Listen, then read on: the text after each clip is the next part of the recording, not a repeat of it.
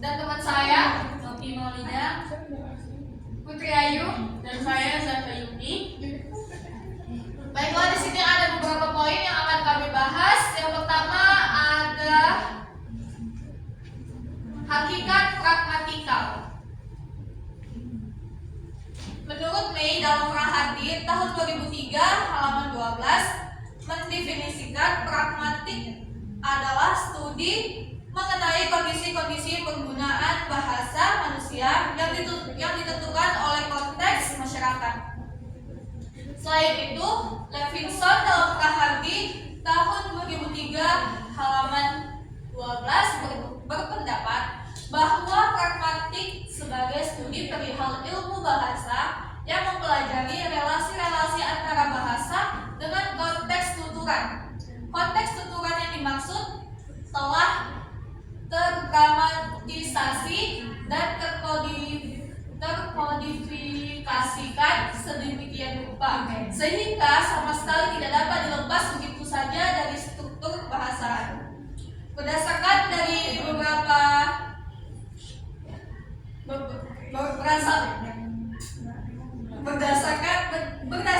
pendapat yang telah saya sebutkan, maka dapat disimpulkan bahwa pragmatik adalah telaah mengenai kemampuan pemakai bahasa yang menghubungkan serta menyerasikan kalimat dan konteks. Selanjutnya ada materi yang kedua, yaitu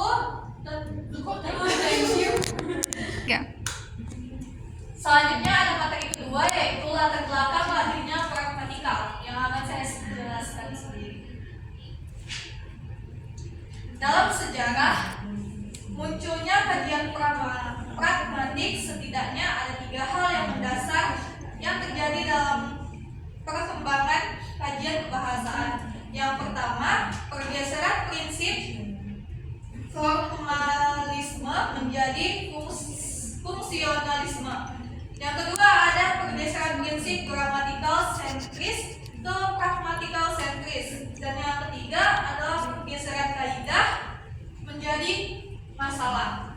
Lahirnya kajian pragmatik tidak bisa lepas dari pemikiran seorang filosof bahasa dari Britania yang bernama J.L. Austin dengan bukunya yang berjudul How to Do Things with Words tahun 1962. Buku tersebut dianggap sebagai peletak dasar konsep pragmatik.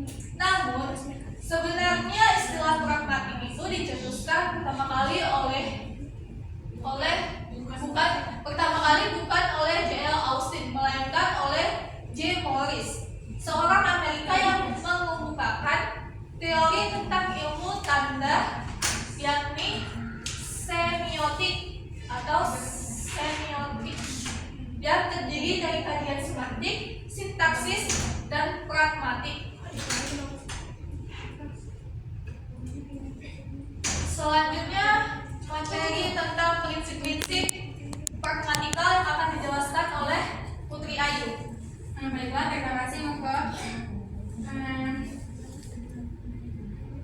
Dalam sejarah munculnya kajian pragmatik ada 3 hal mendasar munculnya kajian pragmatik. Yang pertama yaitu pergeseran prinsip formalisme menjadi fungsionalisme. Tinjauan dengan fokus bentuk-bentuk bahasa atau linguistic forms seperti yang sudah disinggung pada kajian terdahulu menjurus ke pandangan formalisme dalam kajian linguistik. Menurut pandangan ini, kajian bahasa bertujuan memberikan dan menjelaskan unsur-unsur yang membangun sebuah bahasa. Berlawanan dengan pandangan ini ialah pandangan fungsionalisme, yaitu pandangan yang menitikberatkan kajian bahasa pada upaya memberikan dan menjelaskan fungsi bahasa, yakni untuk apa bahasa itu digunakan.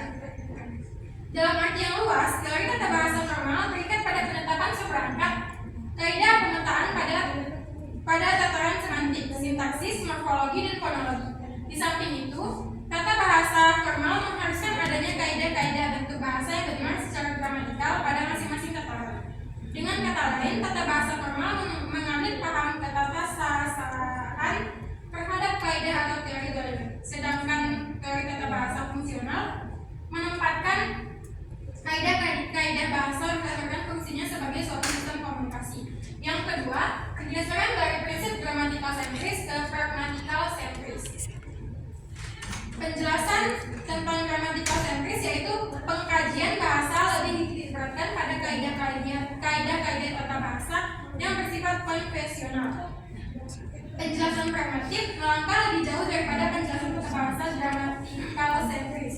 Namun walaupun jangkauannya lebih luas, di satu pihak kualitas penjelasannya lebih lemah daripada penjelasan tata bahasa.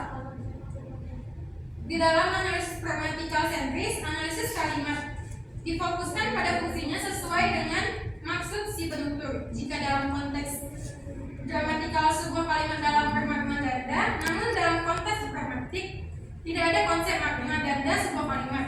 Hal ini disebabkan karena makna kalimat dalam kajian pragmatik sangat ditentukan oleh konteks situasi ujar yang meliputi kapan, di mana, dengan siapa, dengan tujuan, apa tuturan yang dikemukakan. Pada grammatical sentris muncul akibat adanya ketidakpuasan terhadap penanganan bahasa yang terlalu bersifat formal, seperti yang dianut paham grammatical sentris. Dalam konteks ini, grammatical sentris memiliki titik sorot yang berbeda di dalam melihat kelemahan penganut grammatical sentris. Yang ketiga, pergeseran dari kaidah ke masalah. Lahirnya kajian pragmatik memberi kontribusi yang cukup banyak dan dalam telaah kajian bahasa sesuai dengan fungsinya sebagai sarana komunikasi. Dalam pragmatikal, faktor kaidah sudah dapat dikesampingkan dan lebih mengutamakan bagaimana sebuah tuturan atau bahasa dapat mewakili pemikiran atau keinginan dari si penutur. Dengan kata lain, kajian pragmatik merupakan sebuah strategi berbahasa dalam menyelesaikan masalah yang sedang dihadapi oleh penutur, terutama dalam menentukan wujud bahasa yang cocok untuk mewakili sebuah pesan atau informasi yang ingin disampaikan. Terima kasih. Baik, terima kasih.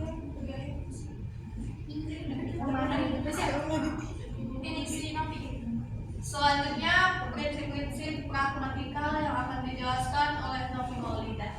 Baik, terima kasih saya ucapkan kepada moderator. Selanjutnya yaitu prinsip-prinsip pragmatikal. Pemahaman terhadap pragmatik harus memperhatikan prinsip-prinsip pemakaian bahasa seperti yang dikemukakan oleh Igor 1977 yang dikutip oleh Levison 1983, yaitu bahwa pemakai bahasa dituntut memiliki yang pertama yaitu pengetahuan tentang peran dan status yang meliputi pembicaraan dan penanggap serta kedudukan relatif dari masing-masing peran tersebut. Yang kedua yaitu pengetahuan mengenai ruang atau tempat dan waktu pelaksanaan peristiwa tertentu. Yang ketiga yaitu pengetahuan mengenai tingkat formalitas atau formality peristiwa, yaitu keresmian atau ketidakresmian peristiwa itu. Selanjutnya yaitu pengetahuan mengenai bahasa pengantar atau medium, yaitu bahasa tulis atau lisan dengan kasar atau dengan halus. Next.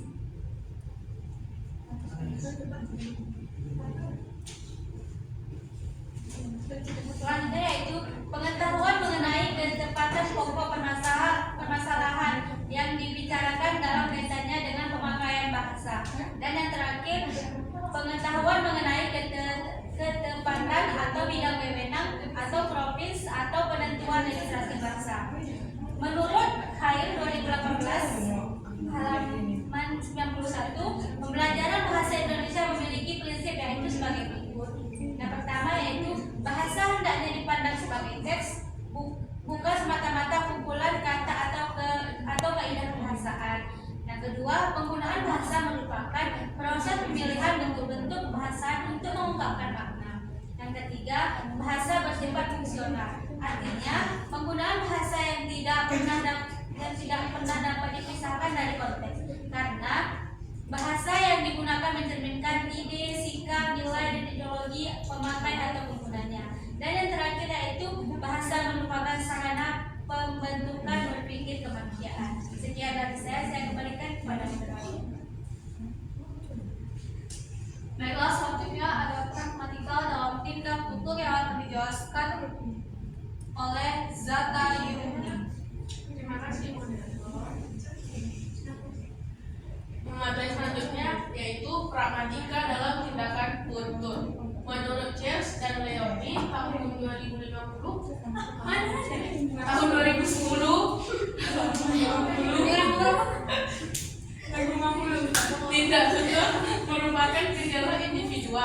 bersifat psikologis dan keberlangsungannya ditentukan oleh kemampuan bahasa si penutur dalam menghadapi situasi tertentu. Dalam tindak tutur lebih dilihat pada makna atau arti tindakan dalam tuturannya.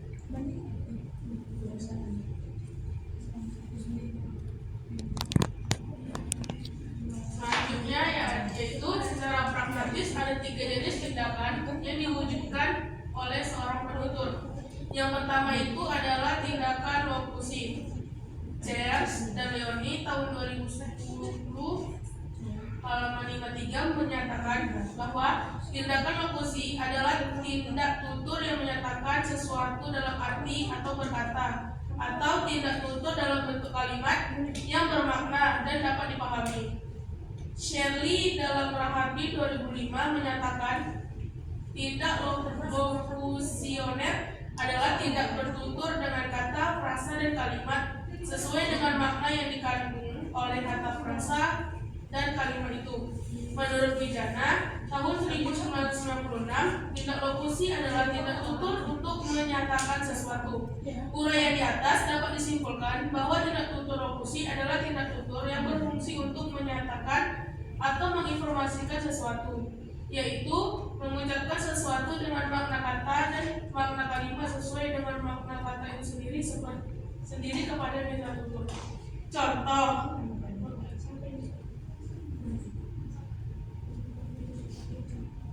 Contohnya, iki buli rum, bakal gawane pakli heru, yang artinya adalah tuturan di atas dapat diutarakan oleh penuturnya semata-mata untuk menginformasikan bahwa Buli Rum sebagai calon istri Pak Li Heru. Tuturan tersebut tanpa bermaksud untuk melakukan sesuatu apalagi untuk mempengaruhi lawan tuturnya. Yang kedua yaitu ada tindak ilokusi. Wajanas 1996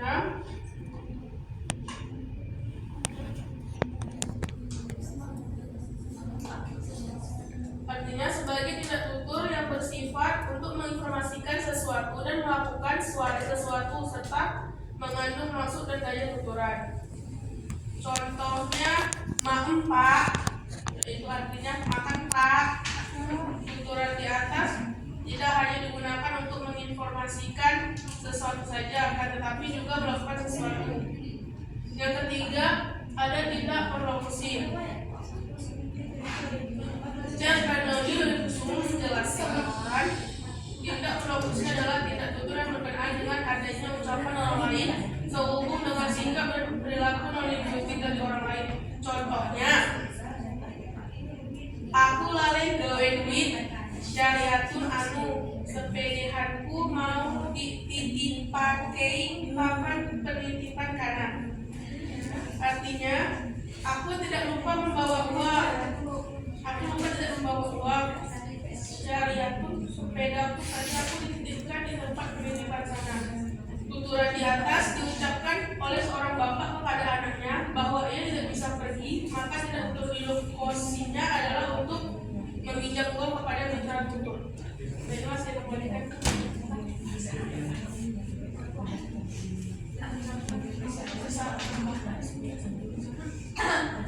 Terima kasih atas perhatiannya. Sekian presentasi dari kelompok 4. Lebih dan kurang mohon maaf. Kami akhiri.